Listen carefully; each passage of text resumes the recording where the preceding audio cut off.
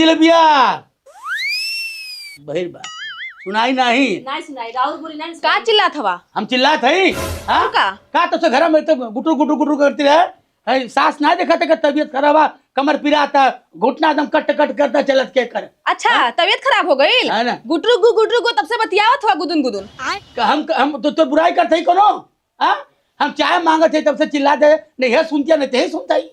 जाके बना के पी ले ओकरा ले। ए बाप रे बाप हई ये पतो ही के बात है हम तू का करे आइल बाटू तो हमार माई बन के आइल बाटू देख ली रहुआ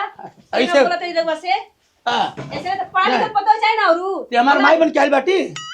करे नहीं चाय बना के सबके पिया। नहीं नहीं जा तू ही कमा के लेके आवा हां कैसन ते भइल बाटी एमएलए को के पड़ बाटी एमओ में कहले बाटी तब कपारे चढ़ के नचबी ते हमरे कपारे चढ़ के नचबी के जवान लड़ाती है कुतुर कुतुर पूछी ना केकरा से बतिया तेरी वीडियो करेंगे दिखा दिखा के कैसे बताओ तने कैसे बतिया उतरली? कैसे 24 घंटा कथी फोन पे का ये सब कैसे कपड़ा उपड़ा उतार के दिखा लेते हैं हां बियाह हो गइल बा हमार अपने बियाह? पतारे से बतिया उतरली अरे है।